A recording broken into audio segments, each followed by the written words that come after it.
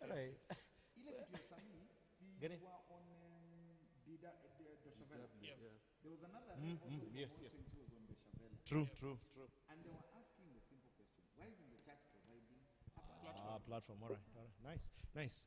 So karibuni sana. Tuko live. We are live. We are in Menden. We thank God. We thank God that you took time to join us. We welcome you to this safe space, a place where we are here just to have a conversation about men with men. We are sure we don't have all the answers. We don't have all the answers to all the questions and everything that we are going through.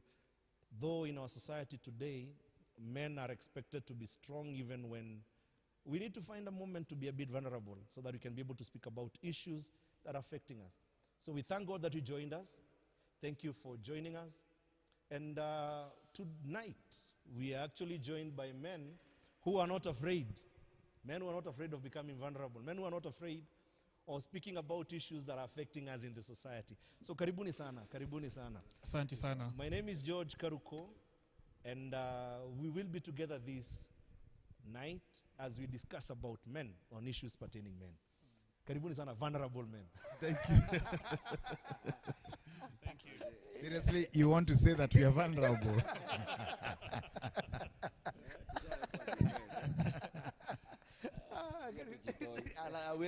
Hawezi jitoa. Yeah. So from my find, we are joined by my big brother, Reverend Jeremiah. Kindly say hi, Reverend Jeremiah. Hi, everybody. All the guys out there, this is our space. We just let go and talk.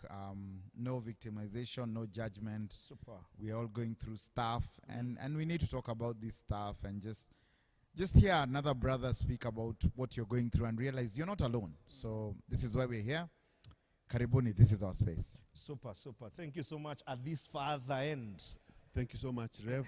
My name is Edwin Bachu. I am an addiction specialist and also passionate about mental health. I'm excited because of this platform will allow us to be naked and not ashamed. Yeah. Okay, now you Naked and not ashamed in terms of, yes, You need to talk about that naked part. naked in the sense, we talk about those issues that are affecting us, isn't it? Yeah. You know, men don't talk. Yes. So these are safe space for men to talk and have an honest conversation. And I'm excited about it, Rev. Super. We Yes. thank God. Next to me, the Reverend. We are naked. And not ashamed. Niko naked, niko vulnerable. I'm not ashamed. Niko fiti nashukuru. Thank you for the opportunity. Super. Thinking about safe space, I think I can say this better in Kikuyu. Once I go to airport, nyonaga ndege kiumba kiharo yũĩ no nĩ gwĩtwo ĩtagwo. And I try to think that men are resorting to where they are invited. And this is a very wonderful platform. Ngwĩciria jane amagucĩrĩirie mũno, the secular world nĩ tũgucĩrĩirie mũno as men, because we are allowed to feel the who we are outside there. It is okay to go through the tough situations. It is okay to be vulnerable. It's okay to break and cry, because we are emotional being at the end of the day. Nice. And I pray that the safe space remains. It's a den where we want to create a platform that is continuous. And I pray that God is going to use us to the glory of his name. Wanaume karibuni, to break pamoja. Mashida ni the same. Kama we ni clergy, ama we ni uko nje. Mwanaume. Sisi ni wanaume. Super. It seems like everybody is coming up with something vulnerable, naked. As that men go through. And I think men go through a lot of expectations at work, nyumbani. Exactly. You know, so you are always under pressure to prove a point. And so we want to tell men, these are a space where you can be able to talk about women, they talk about alcohol, they talk about Money. football, and they talk about sex. Yeah, but yes. And and they talk about politics. But rarely would men ask each other, how are you doing? All right. Yeah. So I Nice. think this is the opportunity where men can ask each other, uko aje, how are you really doing? Yeah. Nice. Yeah. Okay, vulnerable, naked. Yeah. Weto. Yes. Uko aje? Uko aje. Uko aje. You know, I'm thinking about when a man looks at another man and tells you are handsome. Yes. No, wait.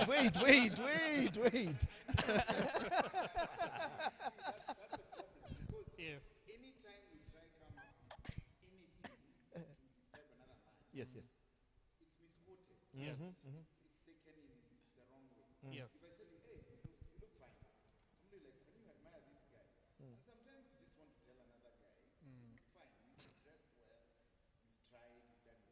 Correct. So I think Nice. Yeah. As we continue, kindly.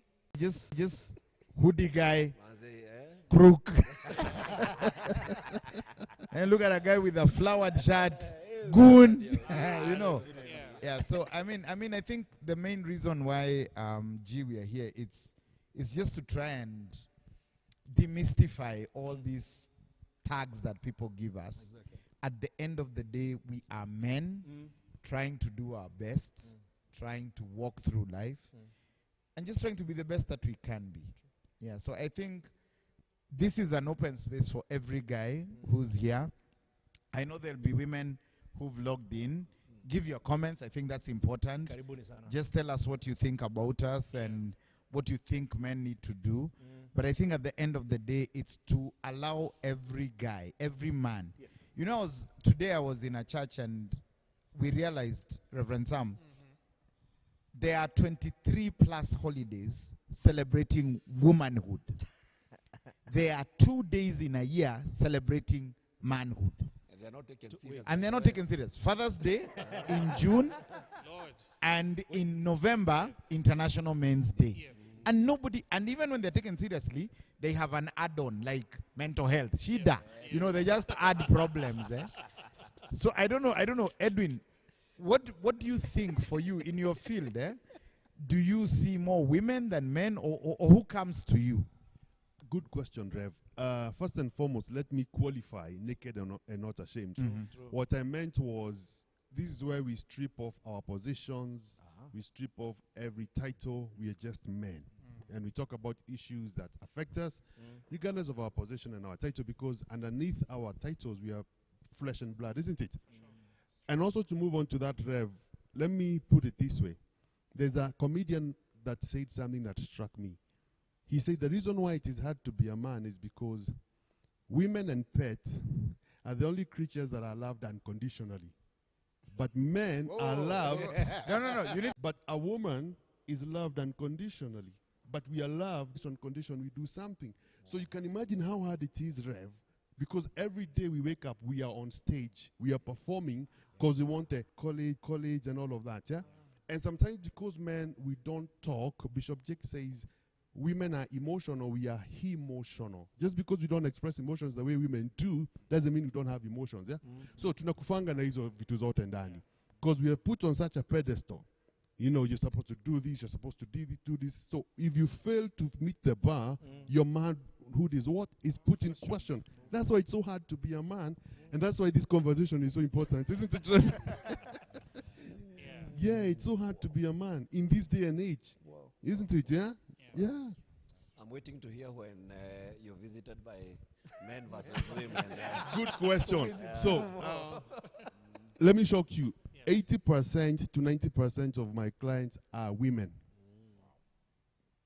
100%. And the rest are just men. And you have to push them. You have to make them come. Because for some reason, we have been raised in a setup whereby we don't talk. Talking is perceived as weakness. You understand what I mean? We don't know how to be emotionally vulnerable. And that's why statistics show men die quicker than women. In fact, the rate of suicide among men is higher than women. Unajua wamama wakienda chama wanaongea. Isn't it? They go to the salon, they talk. But me, when I hook up with my boy, sorry for calling you, with my guy, we talk about politics, we talk about football and all that. We don't know how to be emotionally vulnerable. Maybe there's something that is eating you up. But because you want to put up face before Eddie, you cannot open up to me. Yes? Maybe kuna kadeni ujalipa, I'm sure na kukimbiza. Like, how do I approach Eddie? What will he think of me? Yes. But women, they call each other up. hook me up with 10K, 5K, and they don't judge each other. So for us, it is so hard, Rev, and especially more so because men of cloth, your congregants have put you on such a pedestal, isn't it? Yeah. True, So if true. you don't live up to that expectation, Yeah. you are less of a Of a you man. get it? So every day you wake up, you have to be an actor. You're putting on masks. But the real Rev hatumjui. So let me ask, Yeah. Sam, Yeah. you've gone through life, you've gone through stuff. Recently, we saw you on the streets, the demos. I mean, Gen Z. Yeah.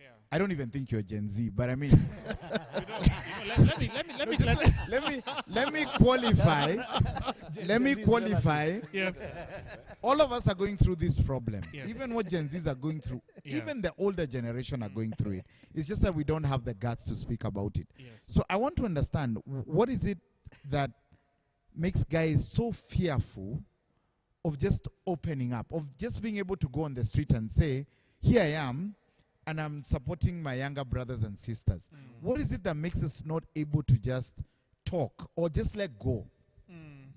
I think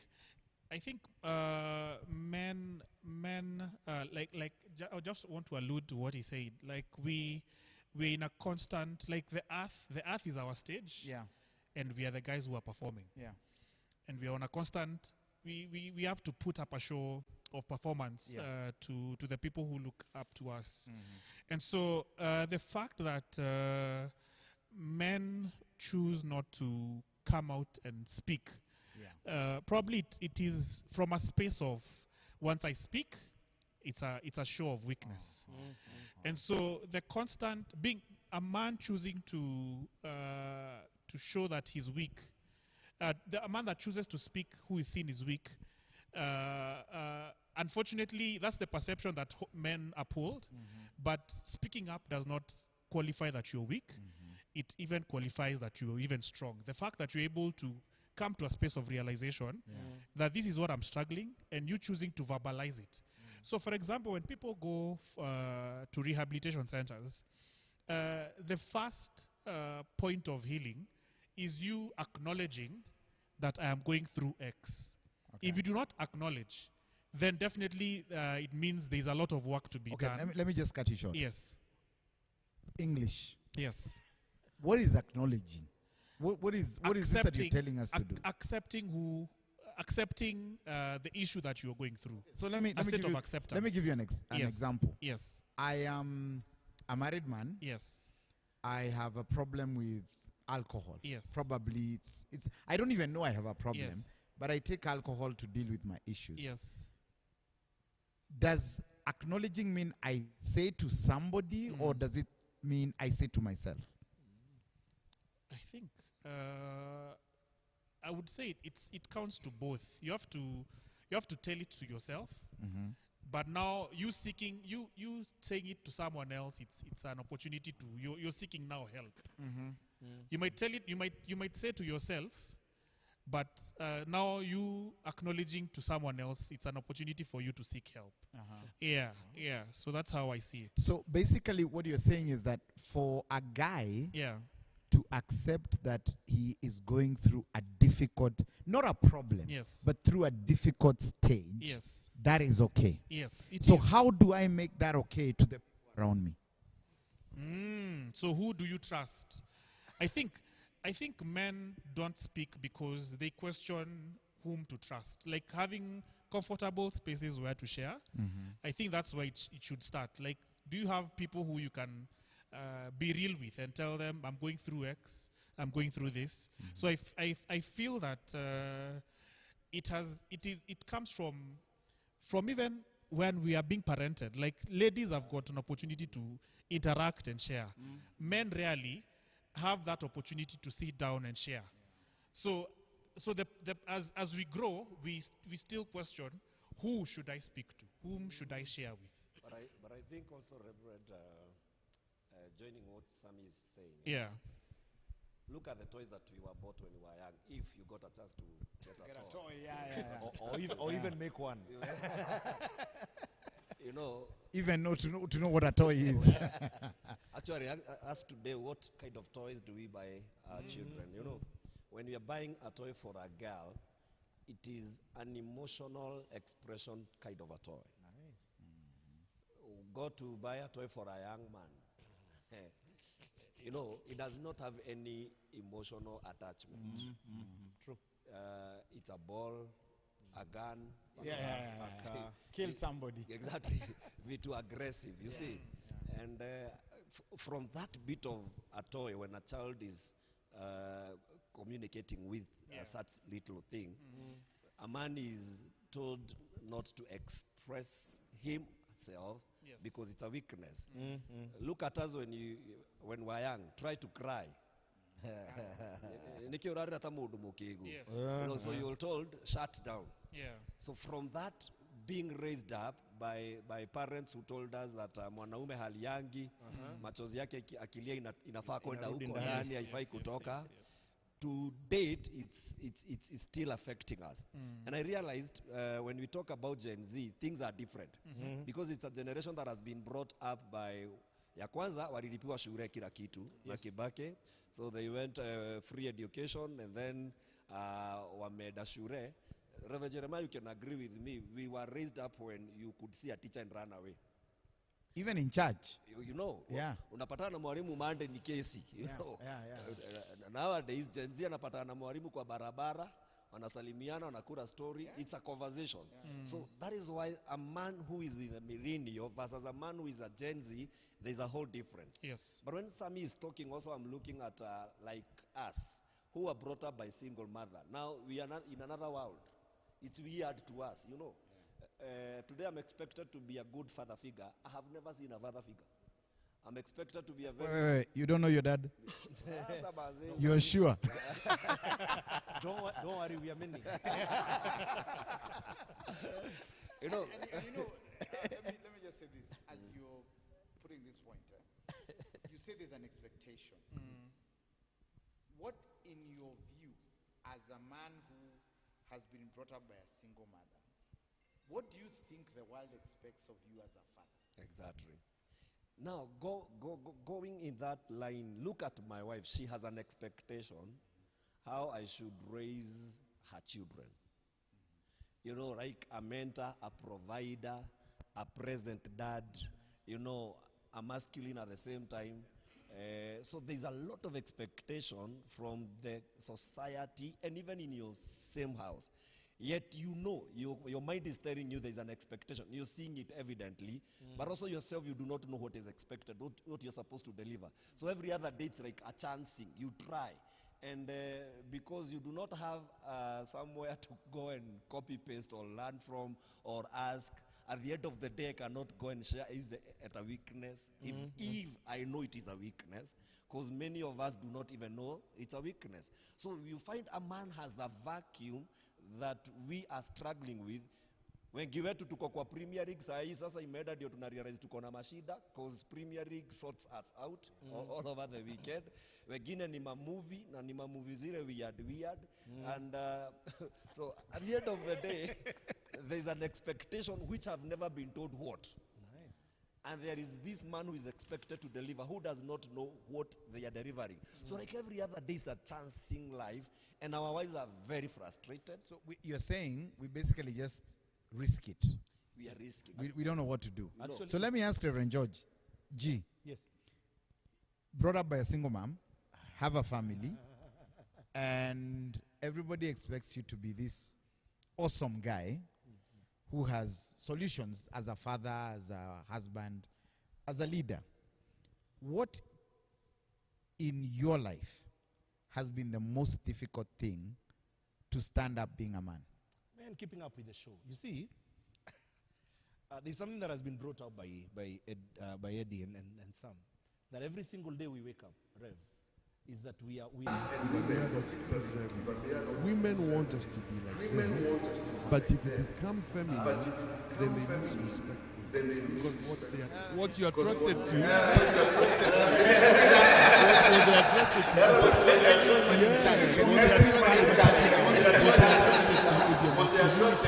but not the woman to so when you convert to the femininity, you don't see you as a man, they see you like you're vested there, yeah? So it's a delicate balance. Because one of the things raised our parents is you are taught to man up. Yes, emotionally you are regressed, but it brought out a masculinity. Now the challenge with this generation is this. The reason why this generation, if I may go this direction, are more inclined to homosexuality is because they've not been raised with that they have been so, forgive me if I rub it the wrong way, so in touch with the emotions, they have lost their masculinity. And if you lose your masculinity, you lose your appeal. Edwin, are you saying that if I'm top feminine, then I lose the essence of being a man? 100%. To my kids, hug them, you know, walk them, hold them. Yet the same world wants me to be masculine enough to tell my son, be a man. What are you saying? That's the struggle with men. Where are you? Do you want me to be sensitive? Do you want me to be masculine?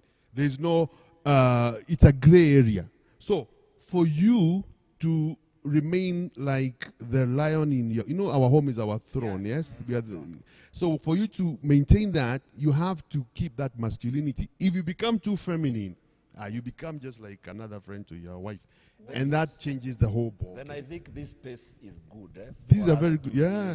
To be, you know, to open up. Yes. So that when we go home, we remain the masculine. You have to. You know. You have to. Because at the end of the day, what I'm getting from you is that who do you open up to? Because when your wife is triggering you to open up, it's like a come baby, come. And then you are done. So like, would I follow up and ask you? So you would say that manhood is not defined by the biological makeup of an individual.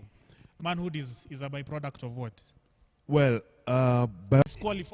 what makes you feel that you'll be disqualified by the fact that you choose to You need to address open up. to now to share your emotional aspect of Let you me as a put it human this being. way. Let me put it this way. Yeah. Yes. Let's look at David. address those people there. When The audience. Rev, when David slew Goliath, all the women in Jerusalem said, He has killed. his tens of thousands. Yes, Yes. he became a celeb. Yes, Yes. because again, that's what they want. They want your masculinity. But now, if I'm not saying don't talk to your woman, talk to them, but at the same time, understand that hey. Hapo hatutaingia sana. You understand what I mean? Yes. Yes. Because you don't want her to look at you like Unika, my best friend. You know, they still you need to yeah, keep that masculinity aspect of it. Yeah. You understand what I mean? Eh? So the reason we struggle is because we don't know what's the delicate balance. How do I become sensitive and yet how do I become a man? So if you can find that delicate balance, because again, if you don't become emotionally available to your woman, there's a disconnect. You understand what I mean? Eh? Sure. So how do you strike the balance? Because again, if you're too emotional, you become classified in the rainbow community. You understand what I mean? Yes. So that's not what we want. You want to be a man. You understand what I mean? You want your son to see you as the template of manhood. You get, eh? So if you can strike that's why it is hard to be a man. So I want to come to the template before I return this to Sam. And I just want to tell anybody who's joining us, this is the Men's Den. We are live on DMKS, Thai Online Parish. We are also live on Kyle, YouTube channel. And you can share the link. We've shared it across the diocese. And you don't have to share it with anybody in Mount Kenya South. You can share it with any man, any woman online. True. We want to open a space for men to feel they can talk. If you have questions, if you have concerns, just write down on the comment section, and we will be able to go through them. We are here until 9 o'clock p.m. We have Mr. Edwin Bachu. He's a counselor. He's one of us. We have Sammy, Reverend Sam. He's a counseling psychologist. He's one of us. We have Reverend George. He's the diocesan youth organizer. So even the young guys at home, I know you're going through stuff. Your mother is telling you, wacha kulia. This is the place to be. We have Reverend P. Reverend P has dealt with young people his entire life. He's dealt with men his entire life. We're there. And you have me. The director. Guys who've gone through stuff. We've just been there. We've been there. We've been judged. We're there, and We just need you to come on board. And this isn't a place where you need to mention your name or anything. Just send out a message, send out a cry. And if you have an issue that you'd want somebody to help you deal with, Reverend Sam is here, Edwin is here. Please, if it's a spiritual aspect, we are here. Just talk to us. If we need to get somebody to link you up with, we will do that. That's why we're here. Sure. And this is for the men. It doesn't matter how old you are. It doesn't matter how young you are. We are here because we need to find a way to ensure these things are not going to mess us up. So, Reverend Sam, before I get back to you, I just want to ask you a simple question before you take this up. Yeah. What is it that makes men be deemed as failures? Because I sometimes think nobody ever sees the good we do. I mean, we get married, we're not good husbands. We get children, we're not good enough fathers. But a woman gets a child, just by bringing that child into the world, she's a good mother. By the fact that she puts a ring on her finger, she's a good wife. Celebration. But for me, the rest of my life is a question mark. Yeah. What is wrong? What is going on? Na pia ukipanga harusi ya kubweka pete, Hata harusi hiyo kumpangia ni vijana shida. wanakuja kuona Wanaona hapo kuona, harusi si by the way, haukupiga magoti vizuri. So Sam, Yeah. what's the issue? I think our socialization as men has definitely put a lot of expectations on us. Naturally, I think this stems, the level of expectations that are placed on a man stems from so many facets. We can talk about religious-wise, we can talk about in terms of culture, we can talk about now societal. And so, as a man, you are at a constant, you're on your toes. You can't relax. Because if things don't go right, the first person that will be questioned will be the man. Yeah, so the responsibilities that are placed on the man's shoulder are continuous. Because even the Bible says, like, a good man leaves the wealth that will be consumed by his children's children. So that qualifies who a good man is. So you can imagine, the Bible already has placed expectations on your shoulder that you should not only look after your own generation, you should look 2 generations that are coming When you're dead. when you're dead. So you can imagine in your tomb or when you're buried, the expectations of you by the 2 generations that will come after. Just like us, when we ask, kwani our grandfather walikuwa wanafanya nini? Wengine wakigawa shamba. Walikuwa wana dance.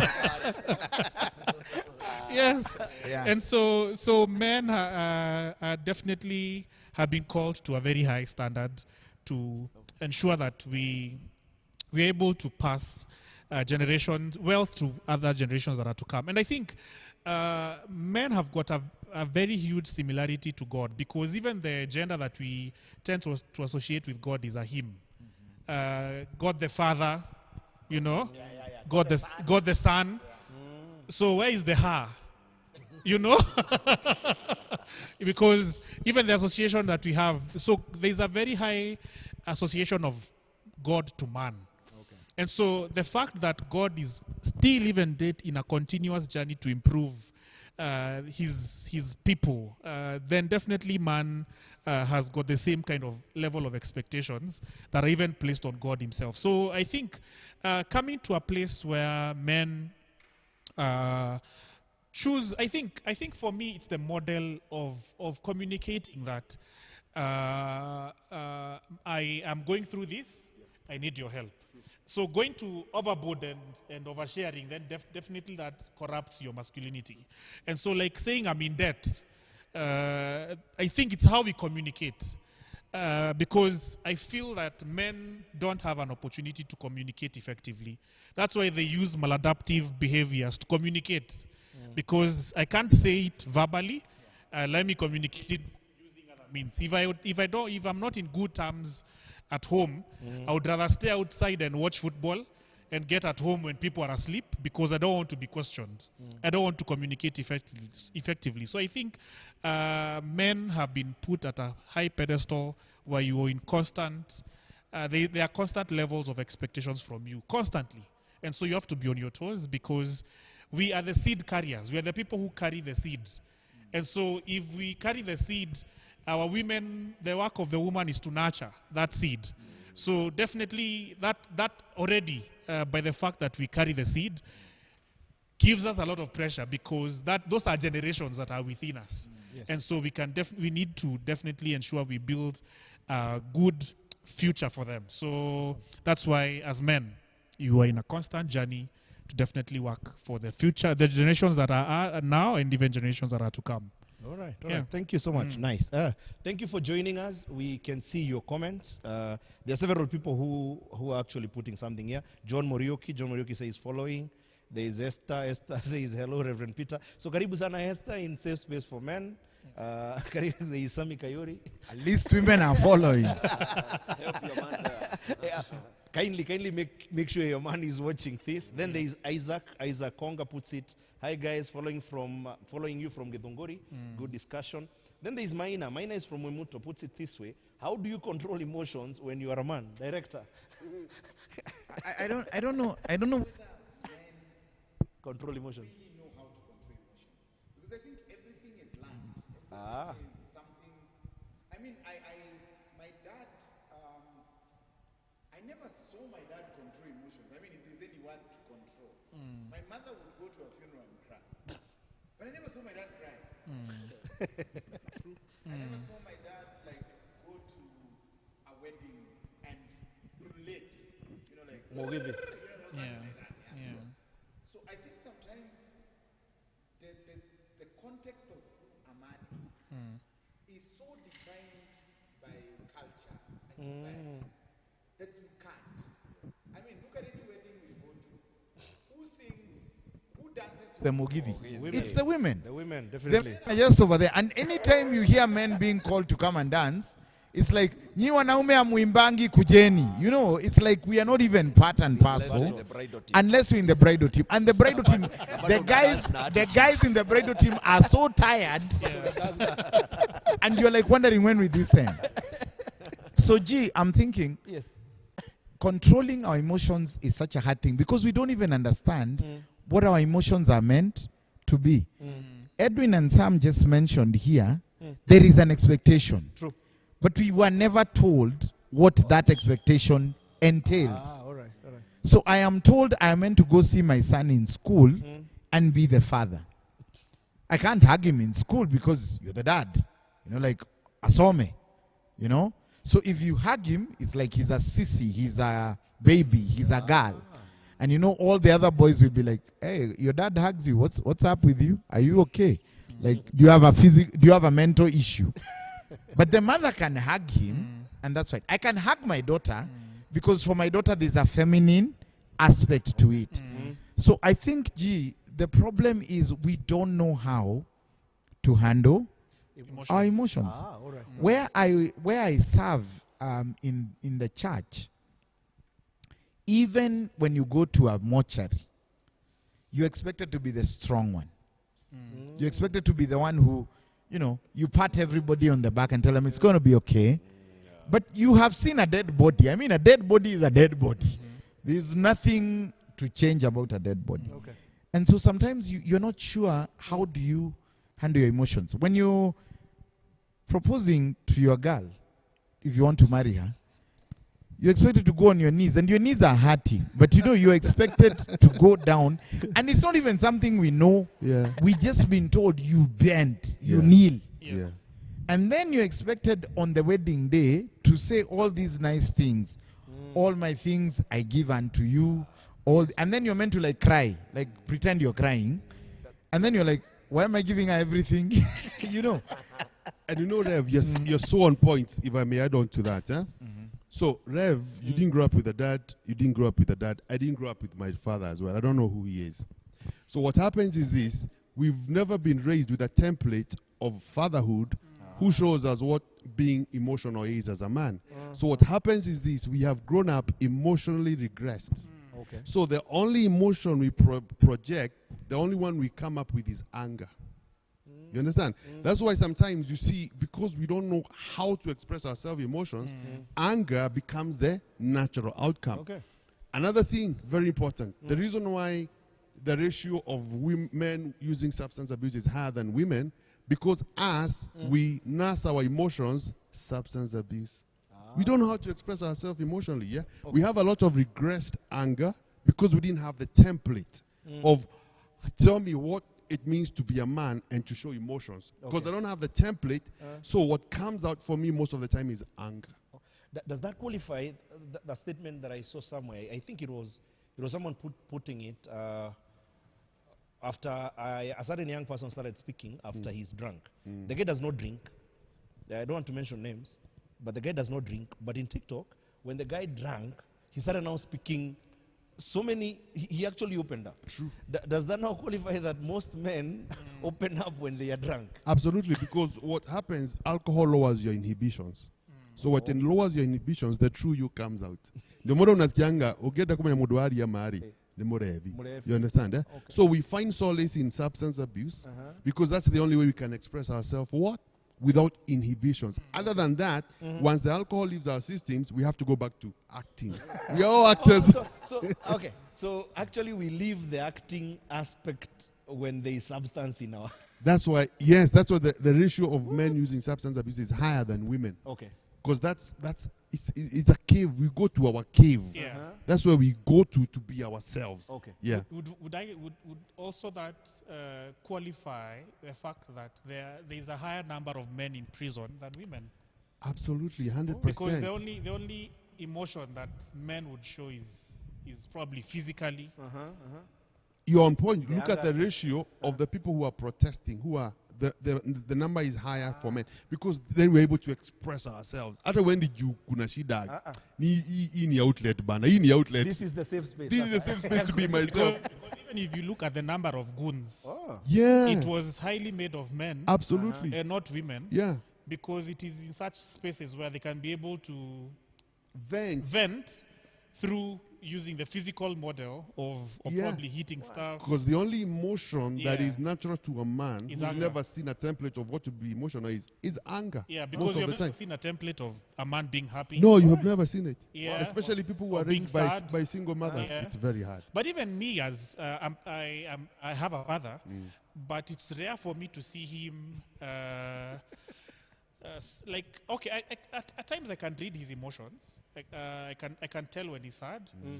I can tell when he's happy, and I think I've seen him cry. And so I think I've had a template of a man who's willing to show his expressions, but it's not as usually or as often As the mother. as a woman. Yes. Yeah, it's very special moments where Yeah. you can be able to really see this man is sad, True. this man is happy. So, and I think, so is it the aspect of so would you say the regularity of men expressing emotions, that is what lacks? Yes, we didn't get the template. Okay. The template of how to be emotionally vulnerable as a man is non-existent, more so in our African culture. In Caucasian, in America, they're very emotional, they're very open about their emotions. But as here, we were always told, man up. So how do you man up? You are an emotional being. So you repress all those emotions. When it comes out as anger or violence. Even when you're in pain, someone is telling you to man up. And I think this is a safe space. Yeah. And bringing in Reverend Peter, because he began by putting in a very interesting aspect that men open up where they're invited. I think when you're going to Reverend Peter, a friend of ours, this is Brave Squad. He Yes, asks, yes. why are men considered considered weak? to be weak? Are we really weak? Reverend P. By the way, I'm feeling that I want to ask the counselor, the best approach for us now to build on a direction is to ask the vacuums of men. Yes, yes. Because when you come to man and culture, sisi ndio tuna divert haraka sana. In terms of spirituality, ni kama sisi tumepoteza mpaka direction.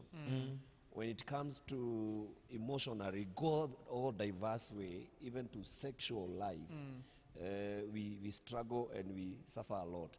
if you are able to understand those aspects of the vacuum that we need to address as men, then the safe space would be more meaningful. For sure. I think we tend to, outside here, perceiving receive as if we are the strongest, but at the same time we are the weakest. Because in that den, now alone den, when we are alone, when you have your own conversation, you lose it.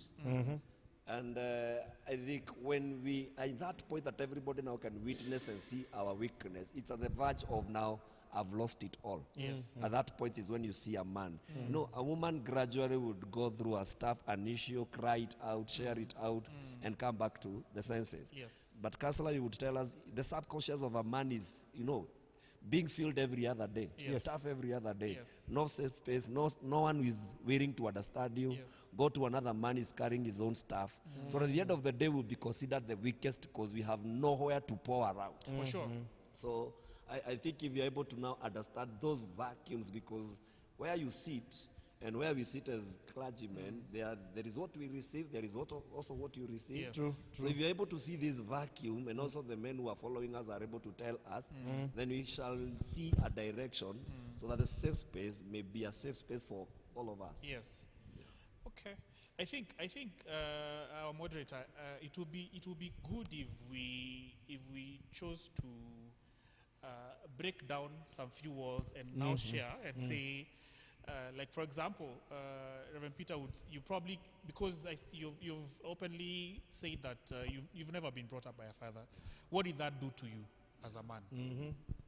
What did that do to you? Hey, Manzi, your story. Number 3, there's no one to provide for you. At the end of the day, you have nowhere to go and consult. Yes. You understand all Yes. these things. Yes. Then when it came to the light of passage, I think that is where the rubber met the road. Imefika. Yes. Ujua manze mpaka ile keja nilijenga ni mimi nilijijengea nikiona time imefika ya kuingia form 1 na bado niko ile era. Yes. My grandmother is not even aware to how to deal with it. So I'm the one who is going to look for funds and how to come up with a cubicle room, Yes. so that I can go for the rite of passage. Hata pesa ya kwenda rite of passage mimi nilijitafutia. You know, I could hear children say, baba yangu aliniitisha report book. Mimi sijaitishwa report book na mtu. Yes. Not in a single day. Yes. Nikishaulizwa umeperform aje shule. Yes. So I have never seen this. And at the end of the day, you know, when my wife is pushing me hard, you need to talk to Alpha, you need to be there for Alpha. Yes. Sometimes unajulizaga aje. Yes. You know, because I have never seen any template, as the counselor says, how is it expected? So every other day for me, I think it's a learning day.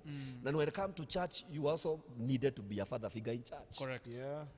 So let me tell you something, because you've grown seeing your father, it's never easy. One thing that I swear myself is that mimi siwezi pata mtoto nje, nikipata lazima nikuwe baba pia huko. Yes. I cannot, because I know what it means from the little things. Yes. A meeting, attending in school. Yes. That's a whole lot issue. Correct. And so I am struggling with a vacuum. You're struggling with you yourself, who have seen a dad. Yes. And I'm also struggling with an issue. I've never seen a father figure. Correct. Light of passage, Mimi. You know, there was that conversation, G, you can remember.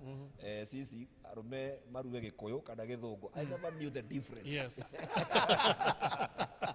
I never knew the difference. Yes. Na unajua sisi yetu hakukuwa na hizi stories za kanisa, sijui mnapelekwa kanisa, mnawekwa mahali. Yes. So every other man who comes anakuja kuangalia negekoyo kana negedhogo. Yes. And that gave me a lot of esteem issue. Yes. Because I did not even understand. Correct. And then there is a father who is feared. Nobody can access your room just to access it, because there is a male who is feared. Yes. Sasa mimi nilikuwa nakutwa na kila mtu. Yes. Nakumbuka nilioshwa ni kama na kila mtu wa community. Yes. Because hata sikuwa najua motiri, Yes, ni unajitafutia. Yeah. Nakumbuka kuna mmoja alikuja na madharau akanichoma na maji moto. Yes. There is no protection. Yes. Nobody who is there to stand for you. Yeah. So it's you fighting for yourself. And you see, my cousins are there, the fathers are defending them. So when every wrong happens, Yes. so I used to carry even mother and my cousins mehirie because sina mtetezi. So it's whole lot, man. Yes. Yeah. Yes. I don't know, maybe I can just When B speaks about not having a dad, sometimes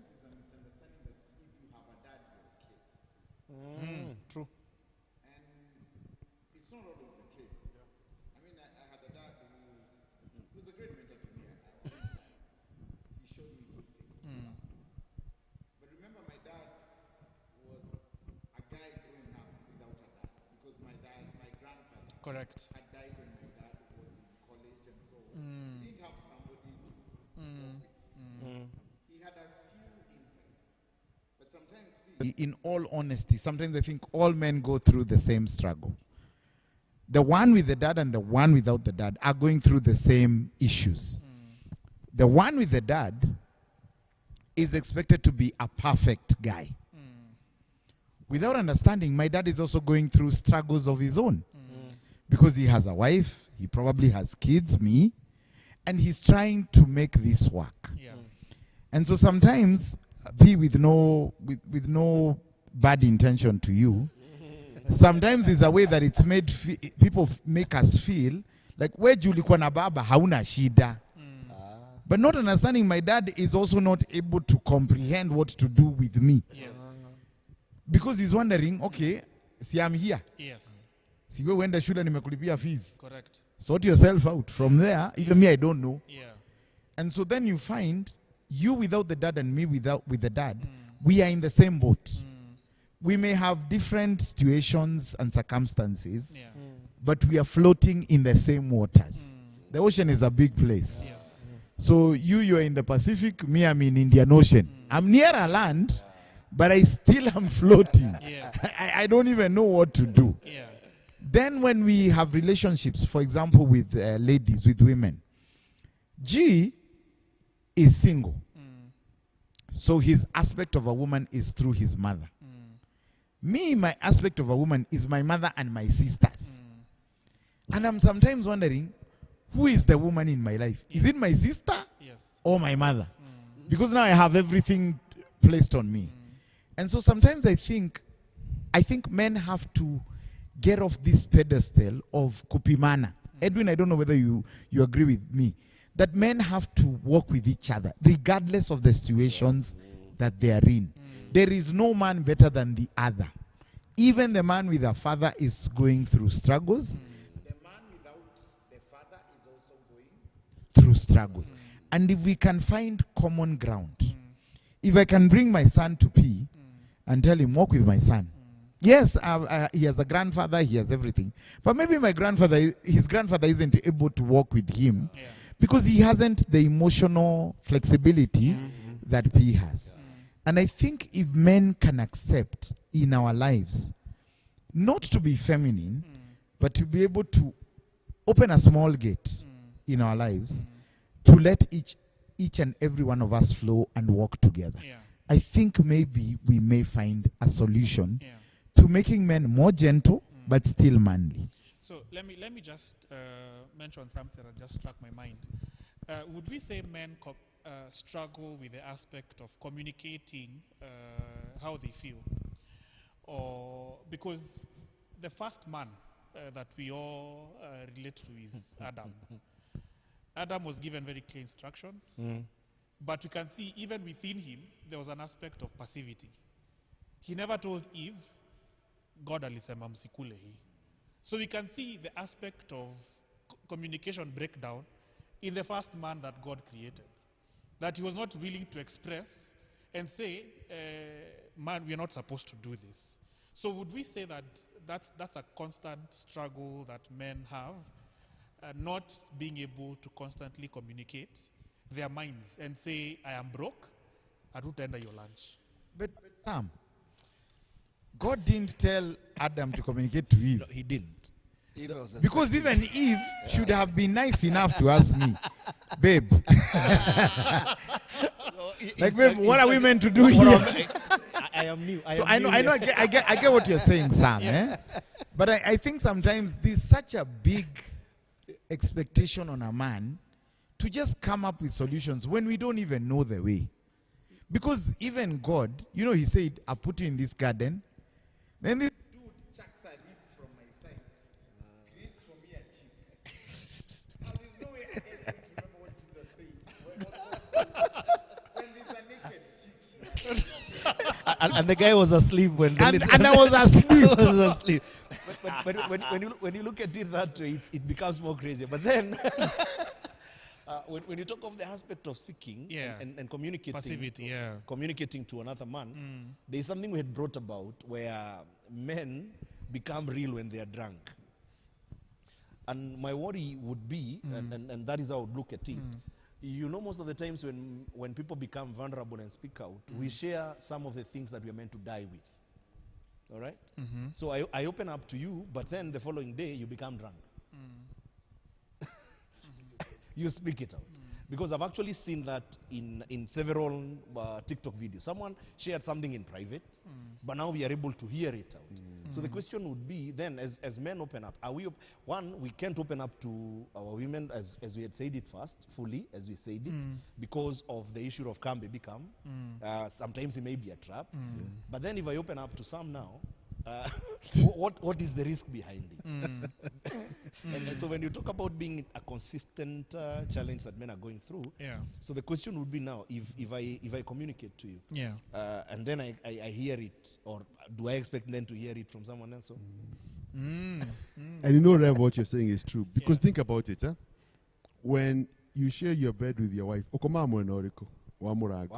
true. because naturally Every man sleeps on the side of the door. we are reared. Because if thugs come in, you are the one to be killed first. So my point is, It's not even about protection. Wait. It's who will die first. My point So is, the Rev, point is who will die first.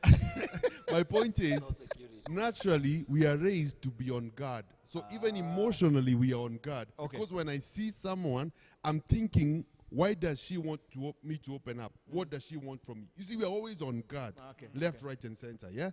In fact, even when you go to bed, you are the one who locks the door, the windows, and everything, and all of that, yes? So my point is this.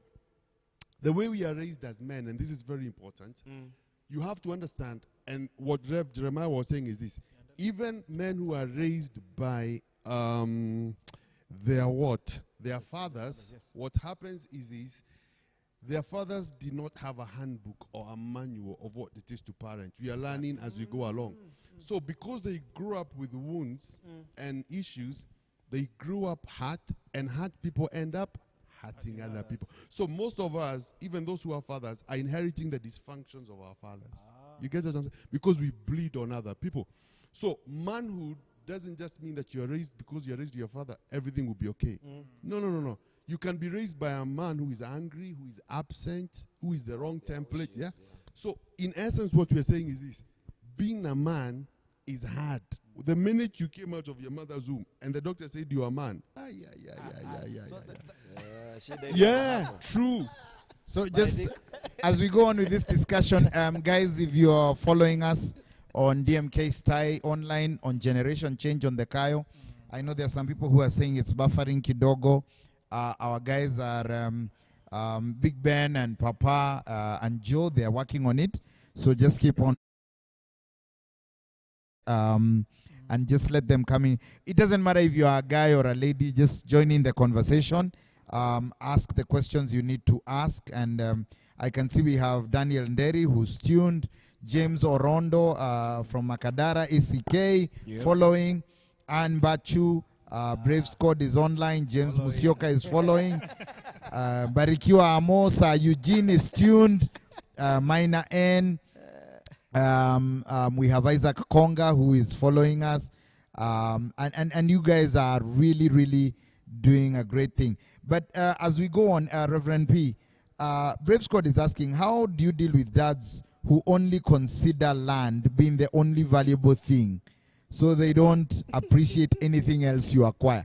Okay, I know you haven't had a dad in your life, but you are of the Mulima tribe.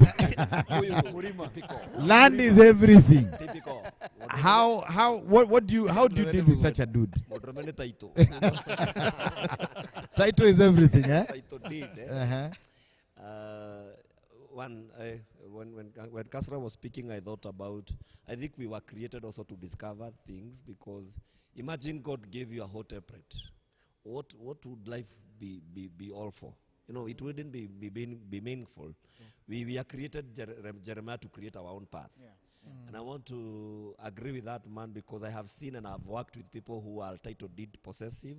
I think it's in Kikuyu culture, it is in us. But create your own path, Manze. You know, prove it differently. I'm in a school of opinion that you can develop the little land that you have for it to produce other lands. And because that is the perceiving of the mentor, your father, who you have ahead of you, you also can create a path that suggests a different thing, which you understand well. Because, you know, it doesn't make sense, Reverend Jeremiah, because I'm a father of boys, that I create every path for them. What will they be there for? Let's let them discover their own path. And it is because your dad understands the title D, it's a direction. Also make him understand that the title D that we have, we can develop it to another better thing. Because you are created as a man to discover. You know, that is the work of Adam at the Garden of Eden. You know, I think, Sammy, when you're speaking about Eve not being communicated to, maybe Adam was in the mind of God as the communicator. So he told me, he was also told. And I was asleep when you were being created, so I don't know what you are told. So yeah, that's my thinking. Also, create your path that it's not all about land, it's not all about title D. You also can do a better version of our generation because men also are created to discover and to make paths away. So I just want to go to Edwin. Yeah. There's a question, burning question that's always bringing up its head. Yes. Why are men so interested in sex? Good question. Because right even now I'm thinking about it. Why are men always thinking about sex? Why is this such a big deal? Yeah. Before I answer you, Rev, Yeah, can I comment on something Rev said which is so powerful? You said something that brings me to this point. You see, hard times raise strong men. Easy times raise weak men.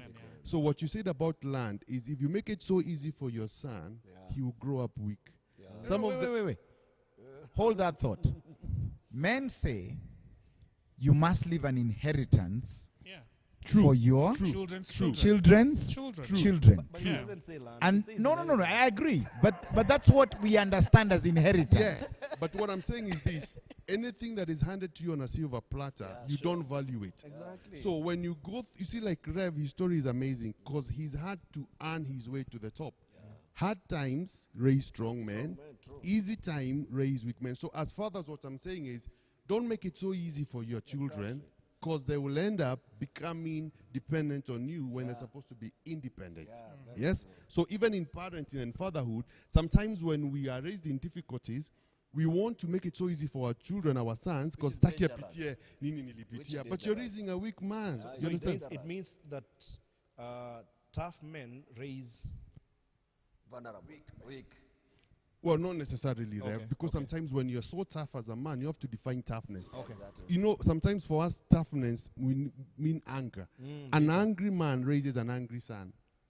So when I I'm need to talking get about that. hard times, I'm saying when you don't have everything handed to you on a silver platter, okay. it allows you to cause your creative juices to flow. Like, what am I gonna do to get it? You get?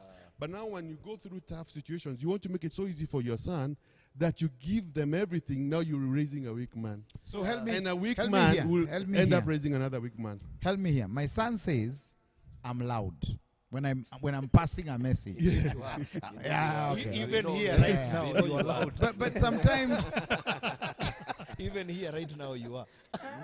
no. I just because I want to take you back to the question that I asked. Why do men always think about sex? My son says when I am passing a point to him, he feels I'm loud. But I also think I am loud because I want him to understand Yes. the intensity of what I am saying. True. Do your assignments. Yeah. Study. Yes. And I can't say it softly, like at Yeah, Isoma. yeah. I can't say that. Yes. He's telling you can communicate the same way in a The very same way. good and gentle Exactly. way. And that's why I'm asking Edwin. I don't know how to say it in a soft way. You know, you're Your dad was speaking, what loud, your eh? son does not understand is you're speaking from a point of passion. He interprets it as loudness, but it is passion because you want him to get it, isn't Yes, it? yes, You don't want him to make some of the mistakes that you That I have made. made. Yes. So sometimes our sons may interpret our loudness as being loud, but it's really from a point of passion. You're passionate about it. When you're passionate about something, you speak with everything that is within you. So I think it's just a matter of him understanding where you're coming from. I hope my son, you're listening. So from today, But you see now, you're seeking to be understood but not to understand. I actually wanted to come to So you that need to point. put a strike. You need to strike a and, balance. and that's what I'm saying, Sam. Yeah, Eh? yeah. I have grown up knowing Yeah. when a point is emphasized, Yes. You have to be loud. and, It is and, home. and I work in the church. Yes. I mean, I have my seniors, and I'm not mentioning names. Yes. When my seniors want something done, Yes. they don't say praise the Lord. Yes. They say Yes. nanisikie Yes. mukikata. Yes. You know, that's the way it's said. Eh? You must do this. So there's no way I'm going to tell my son, I want you to get a B, and tell him akijaribu. No, it's like you must. So when you say I want to be understood but don't understand, that's where my dilemma comes. Because as a guy, I have a background Understandably so. that I cannot be able, well, I can change maybe with time, but I'm also trying to communicate the same thing, maybe not in the same knowledge, but in a way. What do you think men then should do to be understood by the generation that comes after The them? model of being loud, did it work on you? Yeah, oh, yeah. It Yeah, work it on did. you. It did. What worked on you might not work on him. Uh-huh. So But, you know, my dad came with a stick to school, and Discover your own path. no, my path was already discovered for me. No, I get you, Sam. Yeah. But I'm just saying, how do we make ourselves understood? No, I think being in a position to understand effective communication skills, like probably your son is saying, I get what you're trying to say, but I think it can be said better. Probably, I think the current generation or the current generation that probably is being raised comes from a place of information. Like if you qualify why a B is important and tell them, argue out with them logically and not verbally, then Yeah, I know. yeah. I think that hits home quickly when you argue with them logically and not verbally. Because if you raise your voice and you're arguing on a logical beat, then verbal and logic might not be quick to agree. So if it's a logical conversation that you're having, then it will be best for you to argue out from a place of logic and not from a place where you want to be heard by raising your voice. Yeah. So I think it's important to understand. It's important to understand the context of communication, or the model of communication, because there are people who, if you speak loud, they will hear, and there are people who, if you argue with them from a point of logic, they will understand. So there's hearing and understanding. So what would you want? I agree with you 100%. Yeah. But look at Basically, it, I'm not look at it logical. from this angle, yeah? Look at it from this angle. I understand and I 100% with you. Yeah. Sometimes teenagers, the first time you speak to them, they don't hear you. You have to repeat like 10, 20, 30, 40 times. So by the time you're repeating an instruction to them the 50th time, you've already lost your cool.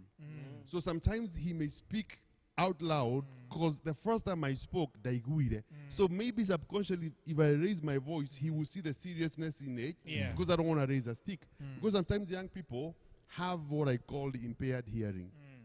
They are listening to you, but they're not hearing you. You understand? You're telling them, do this. Yes, they are nodding. But then later on, they're like, Atidadu manisho nifanye? So sometimes when we are repeating something, we do it from a point of passion that comes out as loudness because the last 40 times I told you, you didn't hear me. You understand? Yeah? As much as I agree with you, you have to have that logical conversation. But then sometimes children don't get it the first time. Okay, so I want to break from that. Yes. Let's go to the elephant in the room. Women and men. Why do men always think about sex? Edwin. First and foremost, because we are biologically wired that way. We are seed carriers. Yes? It's in our biology. We can't help ourselves. Number two, most importantly, and most women don't understand this, our love language is sex. A woman's Our love love language, predominantly it is sex. It is sex. Women's love language is talk to me. I think my attention. wife is watching this. My wife is watching this. His wife is watching this. Well, this has become personal. No, this is personal. For most men. No. I'm not saying this out of spite. Yeah. The reason why I'm asking Edwin to talk about this is because women have this tendency to feel we just focus on sex. And sometimes it's not a focus. It's who we We are. We are biologically wired that way. Mhm. Yeah. So for most men, this is how we express ourselves sexually. Women express themselves verbally, spending quality, and that is good. Men express themselves For the most part. sexually, For the most part. and women express themselves verbally. Okay. I think that's a quote for tomorrow. This is the equilibrium, Rev. If you give her the quality time in terms of verbal quality time, then she will open up to you sexually. So it's give and take. You understand? Understand her love language. She understands it. Yeah. But basically, we are biologically wired that. So, Sam, why do then women close off men sexually? So that you may discover. Verbally. Because that's who I am. Yes. Discover the root. Why then close me off sexually? Like he said, women, the way I know, with the little knowledge that I have, is that women are emotional beings. So if you don't connect with them from a point of emotions, then they can't be able to open up other spaces of themselves. So you need to come from a place of connecting with them emotionally first. Then they will respond sexually later. So the work here for man is to connect emotionally. If that does not happen, then don't expect anything. And I also want Am to I right? think, I also want to think that it should be a process. Why should it be so easy? Where is the masculine part in that? In that Kubembeleza. massage, foreplay, manili, hizo vitu. Jero najua tu mimi niko Mi sijui wewe. Nakuwa Ni kwa spiritual kiroho. massage or physical massage? But it should be wired that way. Even when you come to the wild animals, a lion has to fight other lions, win the territory, and then take the bride mwenye on hit around the jungle. You see, so you, by seeing, you are enticed and you want it. But a woman, sweet words, preparation, caressing, that makes the whole connection. One, emotionally, psychologically, and both of you are ready. Jere assume ni kama kuku. Hii kitu ingekuwa aje basi. No, kuku ni mbia, and it's done. Okay, so G, you're married and you've dated and all that, eh? So why is this such a big deal? The emotional connection. Why don't women expect us to connect with them emotionally? Yeah. Why don't they connect with us sexually? And I think next time, G, we need to organize to have a woman here.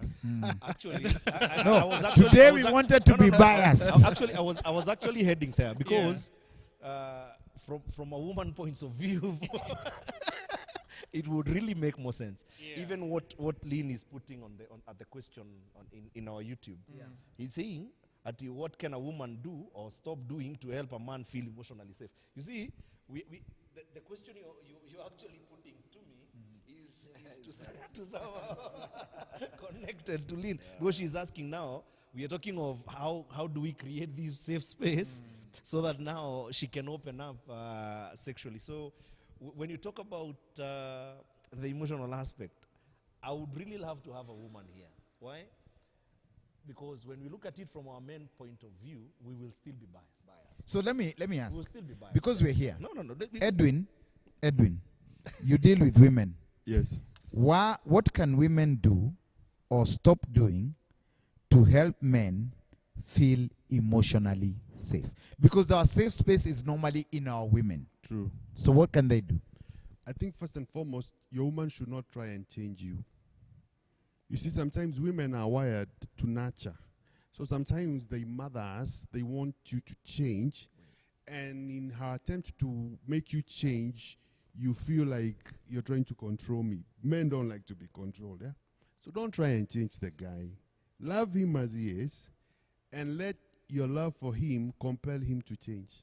You understand? That's easier for a man to be emotionally vulnerable than opposed to, you don't talk to me, you don't spend time with me. The more you do that, the more he goes into his cave. Yeah.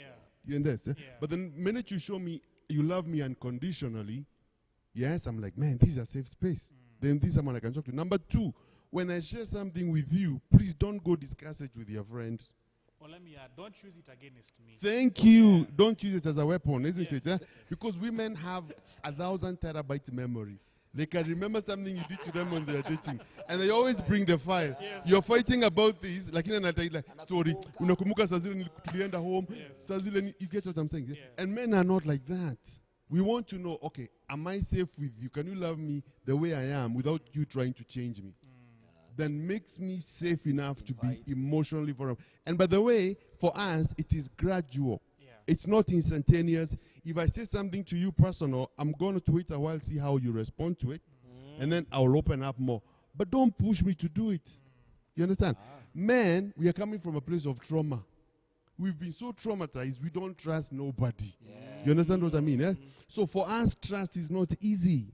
For us, trust is earned more so with things that are very personal to us. So if I share something with you, Rev, or your wife shares something with you, and then she brings it again as when you're having an argument, you're like, I'm not going to tell you anything about me again. You understand? So wise women love your man unconditionally. Allow him to open up as time goes by. Don't force it.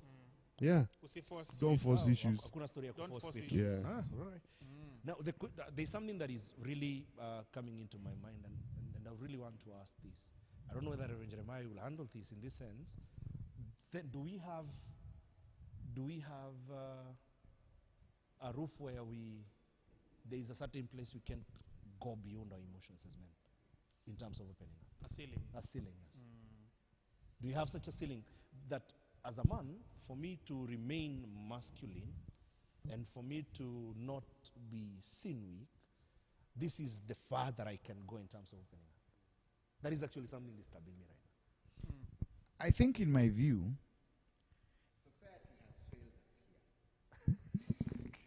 Because in every space a man is in, Yeah.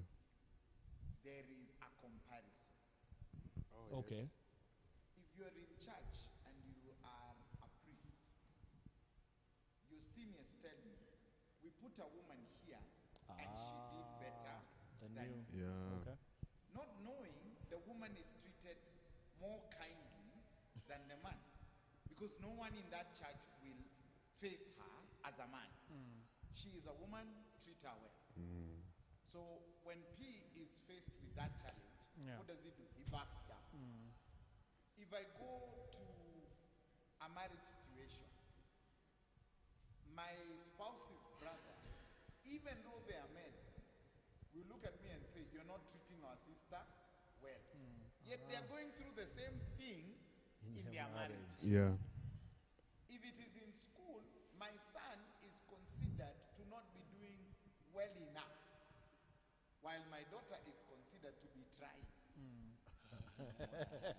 You understand? Yeah. In our country itself, look at the cabinet secretaries. If it is a cabinet secretary who's a man, he's not doing so well. But the woman, they look at how she looks on the outside, her hair, her dress. So she's the part. It's not what she's doing in the office. It's the part, the way she looks. But the guy with all his suits, if he just makes one mistake, he's a mess.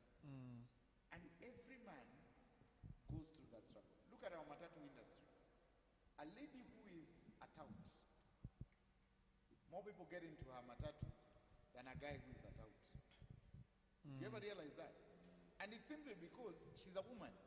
So we're like, huyu hata tutesa, huyu hata tutusi. Not assuming that she's not a nice person, but that's the assumption. If you go into a restaurant, go to any restaurant, who do you tip? The male waiter or the female waiter? The female waiter. The female waiter. The men waiter are tipped by women. The men waiter are tipped by women, not the men. So a man can't tip a But man. women don't tip. No, it's rare. It's rare for women to tip. If they tip, they tip cheap. And if they tip cheap, yeah? and I can say this without any fear of contradiction. I go to a restaurant and I tip a lady and my wife is like, when you na tip, huyo na utip karao, you know, the askari at there. Yeah. at the car park. Because I think this expectation is that the man should always be the one who comes up with the solutions. And as you said rightfully, everybody expects us to come with solutions. The problem is we don't have those solutions offhand. We are trying to find them as we go along. And I think, I think our biggest problem is I think we try too much. Okay. Men try too much. We try to be the best husbands. But I can only be a good husband to my wife, not to every other woman in the world.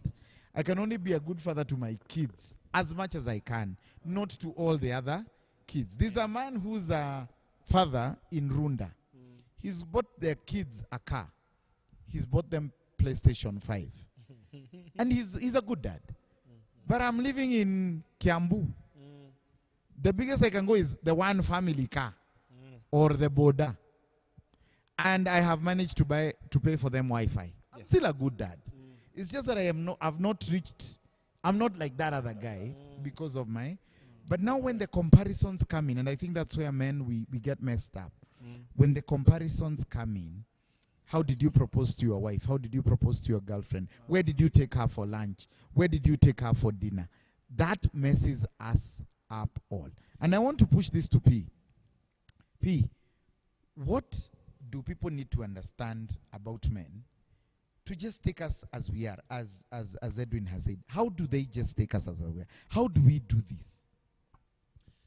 Well, let me first capture on the expectation. You know, when it is from the external, the outside, it's easier to manage. You know, when G expects something from me and I'm not able to achieve, it's manageable.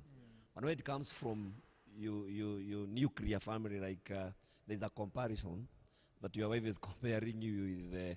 I think it's a torture. It can cause mental damage easily, and so I pray that you know, our wives, our ladies, and people that are home, and even our children, comparison even to a child.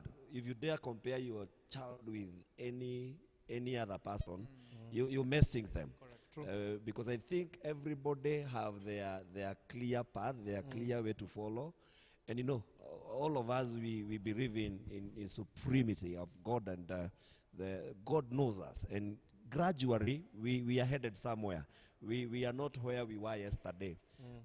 Getting to your question, I think, Rev. Jeremiah, we are all here for a span of a time. One of the things that I admire, it's living legacy. I desire that I would bring a child up who will be able to make a path for himself, and also be able to appreciate what I've been able to manage to that far, and build on top of that. Just like our counselor was saying, you know, those people who have been brought up in hardship, they are able to, you know, focus in life. What are we going to do that we are creating a path, our generation, just as the word of God says that we are supposed to leave an inheritance, but at the same time not create weak men, weak boys, weak people who succeed us. I believe one of the things that we need to create in this safe space, Reverend George, it is mentorship that is intentional. You know, a mentorship that is very intentional, because at the end of the day, I don't need my son to struggle with what I struggled with, but also I don't want him to become weak.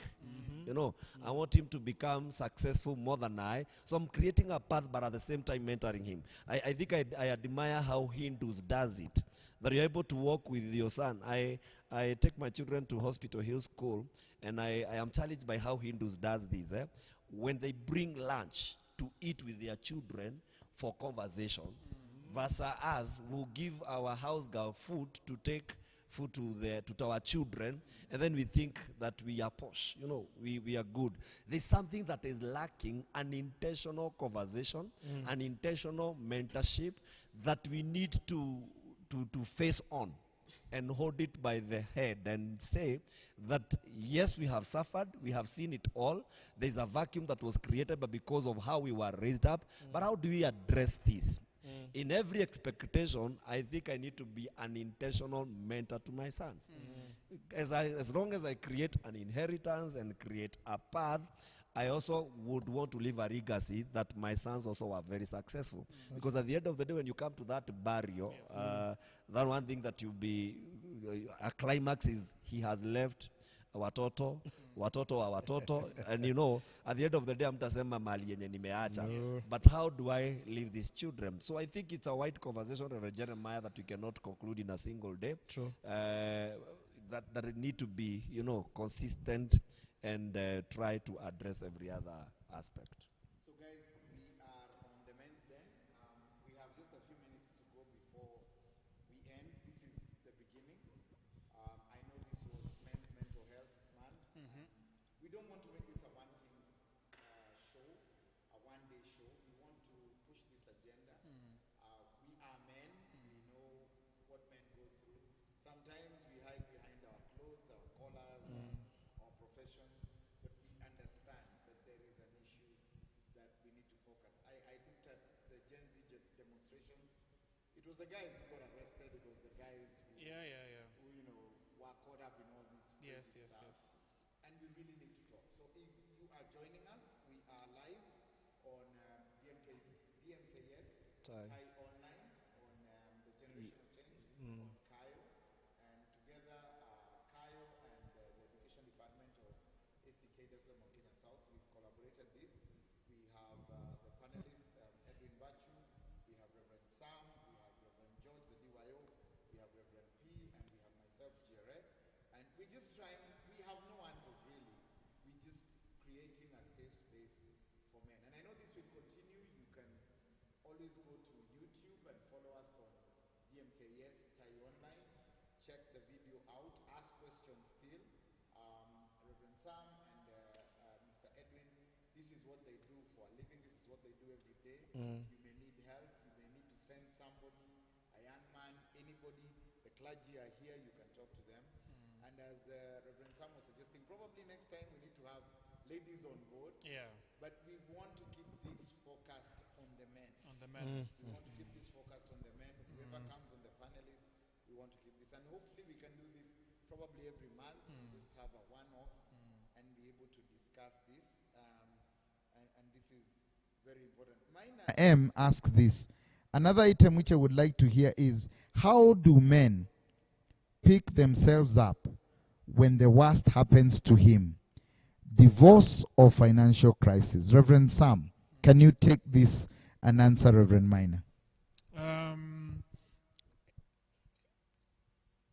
We are on a constant journey where I think when the best solution when a child falls is to tell them to stand up and walk. And that definitely develops an attitude that if I fall, I should not stay in that pit. I should wake up, tengeneza myself, and move on. And so I think the model on how to overcome when you hit rock bottom is to always remember that we are on a constant journey to be able to develop better versions of ourselves. I think the biggest lie that I grew up understanding is that life is linear. Unamaliza primary school, you go to secondary school, you go to university, you get married. So there was a like a straight line of how life works. Shock on me. Life is full of corners, things that you have never imagined that can happen to you. And so the reality of understanding that life is never linear, there are things that happen to you, and you definitely need to constantly wake up and walk. For me, I would say that being able to find a safe space where you can have conversations. For example, like when it came to divorce, myself, I've gone through divorce. And I had to look for a safe space where those conversations can be held. And I went to Parklands Baptist because they have got classes on divorce care. And I was able to walk that journey with people who have got, who are going through that phase. In that space. So I feel, I know how important social support is.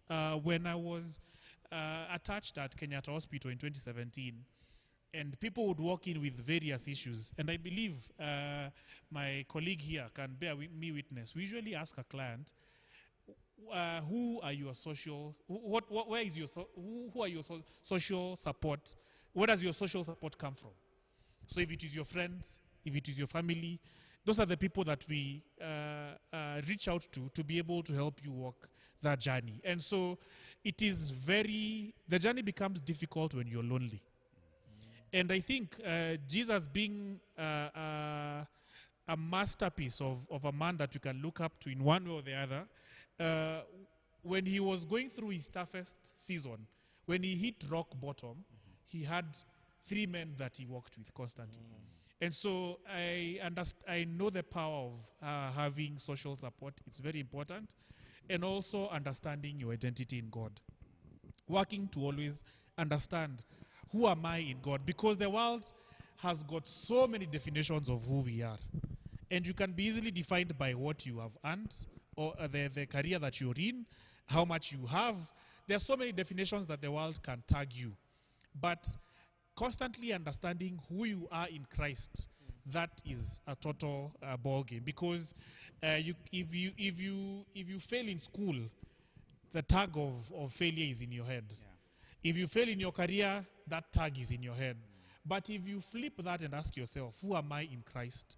Then definitely now that shapes your worldview and gives you some strength to always wake up and forge ahead. And so those 2 things are very important. Social support and constantly reminding yourself, who am I in Christ? Because men will tag you so many things, but ask yourself what the tags that God has put on you. And so those will give you strength to be able to move. So guys, who are you in Christ? Yeah. What does God think of you? Correct. Not what other people think of you. True. I want to round this off before I give the other panelists. Edwin, there are men watching who have probably had a child outside wedlock. There are men who are struggling through alcoholism. There are men who are going through separation, divorce, as Sam has said. There are men who just don't know where to. I mean, they've been tagged different names. They're not good enough. They're not. What is your advice to these men? Good question, Rev. The truth of the matter is all of us are scarred. We all have scars. It's only that we know how to hide them. So we may not talk about our scars, but just because you only see the glory doesn't mean there's no pain. Every man has gone through pain, whether it is divorce, financial pain, traumatic parenting. We all have scars. And the most important thing about a scar is a scar should be the place whereby you start rebuilding your life. Don't feel as if you're all by yourself. One of the reasons I love this conversation, Rev, is because we are allowing ourselves to be naked and to show men that what you see on stage is not the real thing. We all have issues. We all have scars. Some of us are healing from our traumas. What Rev said is very important. When you fall down, you get up. You fall down, you get up. The worst thing you can do is quit. Never quit. Because there's no such thing as a line. Life is not linear. There are highs, there are lows, there are bumps. And the thing about being a man is learning how to get up after you hit rock bottom. Your rock bottom is not the final story. You can get up. And that's why even when you read Bible, the Bible is very clear about men who have gone through rock bottom. I love scripture because it reveals to us the strength of men and the weaknesses of men. David was a warrior, but he had an issue with women. Noah was a just man and everything, but he had an issue with alcohol. So scripture basically tells us it's okay to have vulnerabilities. It's okay to miss the mark. It's okay to have failure, but don't let failure define you. Get up and build from a place of failure, and you shall see that your best days are ahead of you. Awesome, guys. It's 9:03. We need to close up this. I know this is something we can't finish in a day. These guys are here. And before we wrap up, we said we are vulnerable, we are naked. So I want these guys to be naked before every guy watching. Each of us are just going to describe ourselves and the challenges we've gone through or are going through. I'll start with myself. I went through alcoholism and drug addiction. I don't know whether I've really gotten out of it. I think it's a it's a day-to-day challenge. And I just want to tell every guy watching, our God is a God of second chances. He doesn't give up on you. Your spouse may give up on you. Your kids may give up on you. The world may give up on you. But God does not give up on you. If you look in the Bible, there are so many men who have failed in so many ways. David is one great example. But God says this was a man after his own heart. And I want you to know, if you seek God's heart, if you seek to be right with God, then God will walk with you this journey. You may not be perfect in people's eyes, but in God's eyes, He will walk with you and make you a better person.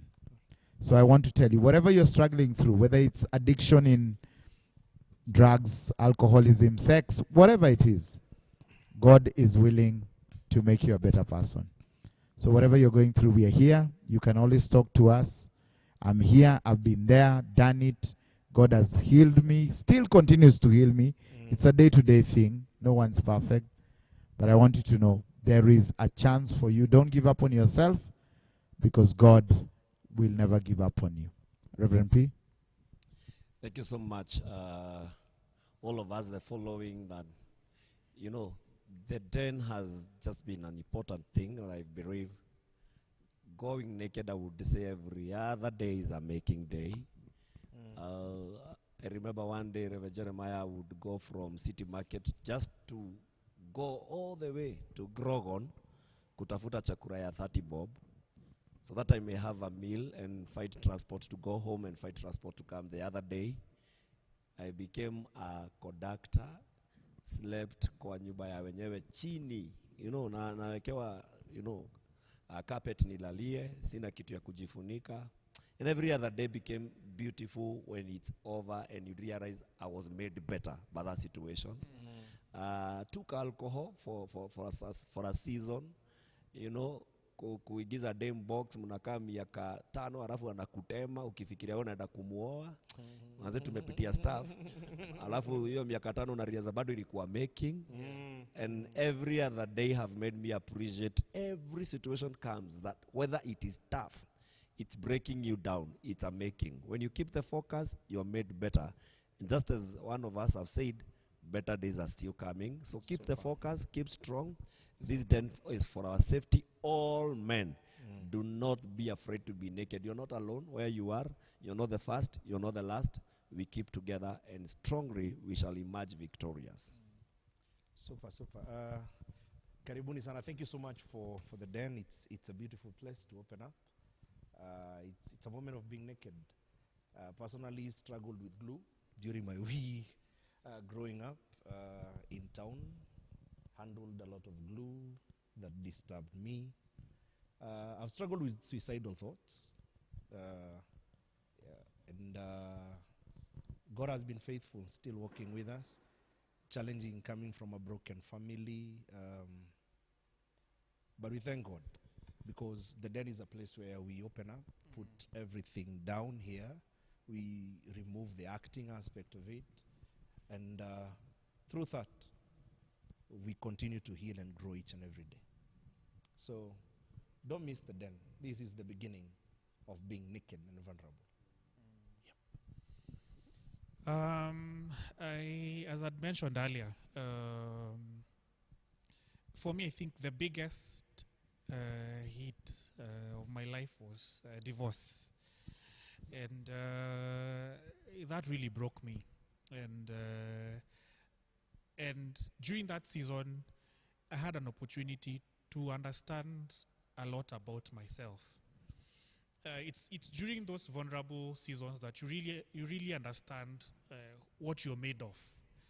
And so when you go through those seasons of breaking, just like my brother said, they reveal the kind of person that you are.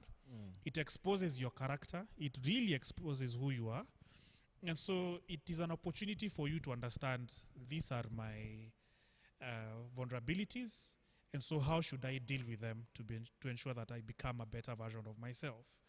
And so I have, to some extent, I would say, there were levels of depression creeping in because I never wanted to just open up and talk and share because of shame. I think shame is something that men or myself I really struggle with because I really struggled with because I could not come out and speak. And let me tell you, if there's something that the devil capitalizes on, is isolation. When he pulls you to a place of isolation, he can really finish you. And so I really appreciate the fact that we have this space to ensure that men don't go to a space of isolation and understand that this is a place where they can come and they feel accepted. And so I look forward for us having other conversations to ensure that men don't stay in isolation and they find this as a safe space where we keep it as real as possible. Yeah, thank you. Awesome.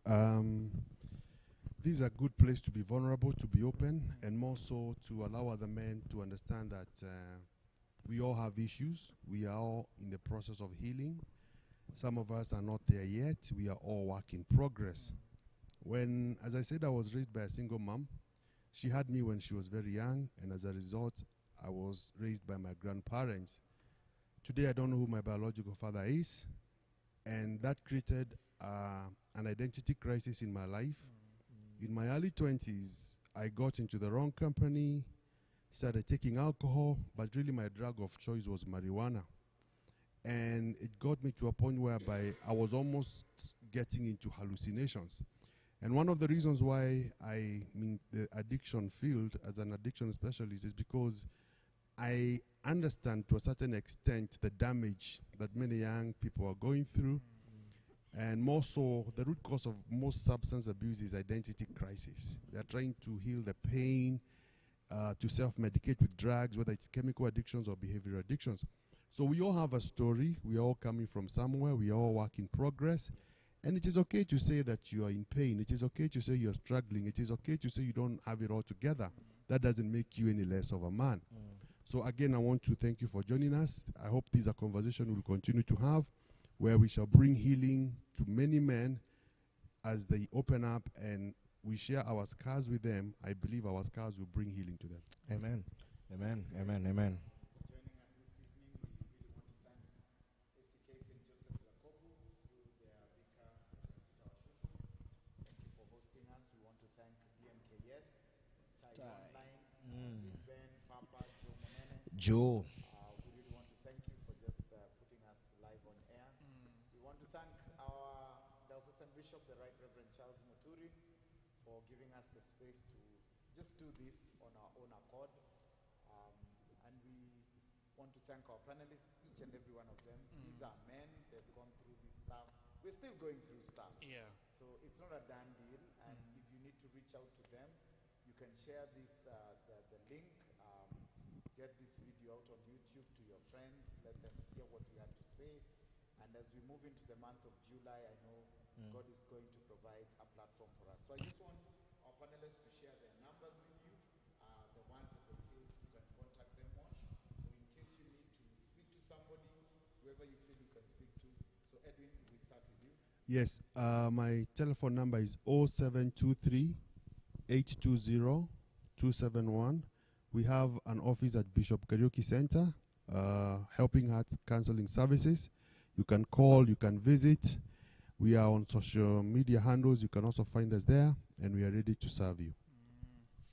I'm a psychologist by training, and definitely you're welcome to reach out to me through 0715 427442. Thank you. Nice. 0710 348 337. We are glad hosting you. Thank you, Reverend Jamaya. Thank you, G, for choosing a Kofu parish. We really appreciate. My name is Peter Joroge, 0720672211. you welcome as we appreciate the fact of us being alive. Awesome. My number is 0722-953-210, Jeremiah. Guys, let's walk this journey together. We are not done until the fat lady sings. So let's keep this conversation going. And we want to wish every man out there, keep on trying. You are here for a reason, and God has a good plan for you. Thank you. This has been the Men's Den. Good night. God bless. Good night. Safe space, man. Good.